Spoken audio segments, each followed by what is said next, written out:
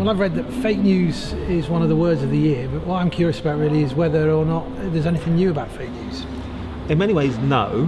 The term became particularly popular, I think, about a year and a half ago. Initially, it was specifically looking at misinformation that was spread online. Yeah. But of course, propaganda's goes back years and years. All media has a bias or something, or at least takes a perspective on something, and often that can shade into bias. So is that fake or is that not? I think the thing that's changed particularly is that technology and the way that information is shared, specifically on social media, has altered the media landscape so much that intensified the possibility of false stories, or particularly partisan stories, getting shared. I mean, what is it about social media that makes it a bit more invidious, the influence of fake news, than perhaps we have with issues such as spin or propaganda, which I think we're perhaps more comfortable with thinking about how to combat? I expect it's a number of things. One, it's the reach, so Facebook has 2 billion users now. 70 years ago that was the entire population of the world. It's not centralised, anyone can put up their own websites. So all these sorts of things, and then it's social. As opposed to looked after by a particular authority. So I suppose in the way it's consumed, it's that less formal way of consuming the media that puts people kind of off their guard, would you say, in terms of being a bit more critical about what they're reading? Because I suppose if you read something in a newspaper, you might be aware of the fact that the newspaper's going to have a particular ideological position. But when something comes through on your social media feed, perhaps you're not as acutely aware of the fact that this might have a particular angle, or that it might not be a reliable source. There's that, and everything's flattened out on social media, so you're getting news about particular things next to family pictures of cats. I was trying to look for another example, but yes, as you say, it's shared by a friend, so there's already a social aspect to it. And also, I think because of the way it's shared on social media, it's sort of headlines are so much more important, and people often share articles just by reading the headline and without even reading it. So it's kind of easier to kind of sustain something that's perhaps misleading with such a short amount of information that perhaps would unravel otherwise. And it can spread very fast, very widely. And there's no editorial control over it. One thing that occurs to me, isn't the kind of concerns around fake news arguably just the mainstream media carping on about the fact that they're losing market share? What is there to be scared of by fake news? What should we be anxious about it? The impact it has is very difficult to measure. To what extent actual fake stories have had an impact on things. But then there's this other issue that fake news has become a term that people use when they disagree with something in the news, and particularly politicians. So it's just a way of closing down debate, really. It's a way of closing down debate. It's a way of saying, not that I disagree with this, it's undermining the validity of someone's, and that changes the relationship we have with news generally, and with information and what we trust and so forth.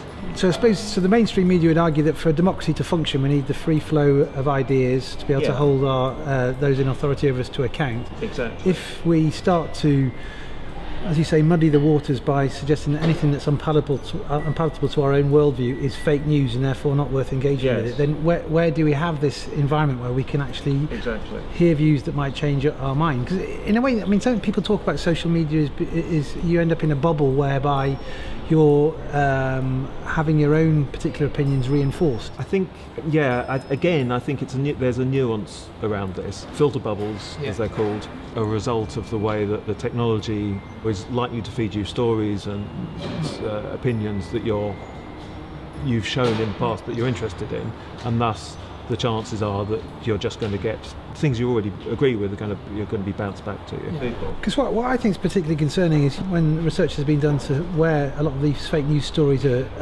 originating from. Some of them can be traced back to Russia, so there's this concern that there is kind of a concerted effort, foreign state, to undermine the democratic functioning of other states. You could argue that's been going on for time immemorial. We've seen that with propaganda, certainly in the Second World War with characters like Lord Haw. But is this something that we need to be more worried about if it's coming from a foreign power? Perhaps we should be more concerned than we are about it. I think in many ways it's a typical case of getting to grips with how people are using new technology and the impact it has. And as you say, the same sorts of things have happened in the past in overt ways and in less overt ways. And so in those terms, yes, if it's overtly being used by a foreign state as a propaganda weapon, which the suggestion is it is, then yes, it obviously needs to.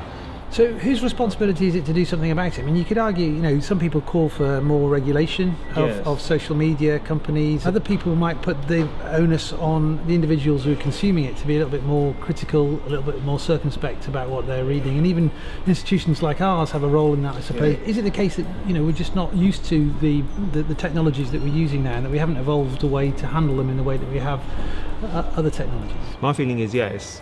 Not least because these technologies are constantly changing. Following the elections and when fake news as a modern notion suddenly became such a big topic, a lot of the criticism was that Facebook, other social media sites, needed some sort of regulation. But there are problems, I mean, because the concern I'd have with extra regulation really is that there can be some unintended consequences of things like that. If we are to have a genuine democracy where people can access information and make their own minds up, that's all part of the system that helps us keep our government to account. So that the whole system, I think, does rely on a free play of ideas. The situation is different now because of the technology, and perhaps regulation is required. 2 points to it. I think one of the things is that, so back to this idea that Facebook, it's one company who has the possibility to, in effect, manipulate how people see the world. So that would be an argument for possibly some states' oversight of that. But the other thing that you mentioned, the technology is firstly, it's new generally, and secondly, it's changing all the time. And a lot of it's either, some of it's secretive, how the algorithms work are actually secretive. Getting to grips with that is more than just someone telling you. You need some sort of education. So I think education is an important, hugely important part of that. Ultimately, you want people to be able to make informed decisions, but you can't do that unless you have an understanding of how the information is being circulated. But I do think, this is the point I've made elsewhere, that universities are in a very good position to teach this sort of stuff because we already teach it. In terms of academic skills, how you verify information that you're putting in an essay or something like that. Well, it's the same thing, but in society in general.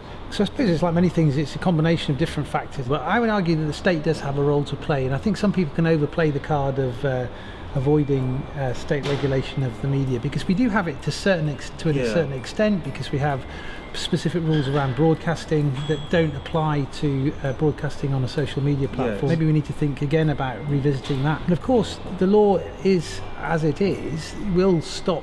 There are ways in which legally there are remedies for someone knowingly spreading false information about someone that would have the effect of damaging their character. But it's just getting that balance. Yes, and the general context of this, coming back to the idea that fake news has sort of almost two different meanings, when you've got those in power using the term as a way of undermining news media generally, it makes it very difficult. I mean, we're talking about government regulation or something, but if the government themselves are doing their best to muddy the waters in the way we were talking about, that then comes to a question of ethics, and it's a question of ethics of those in public life and the quality of leadership. The quality of leadership, which that becomes a rather more problematic issue, which is why I think that the term fake news has become such an interesting one, because if it was just a few people in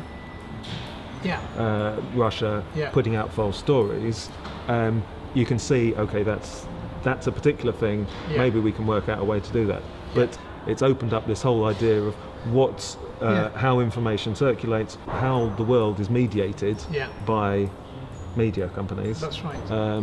And how we as individuals and as a society deal with that.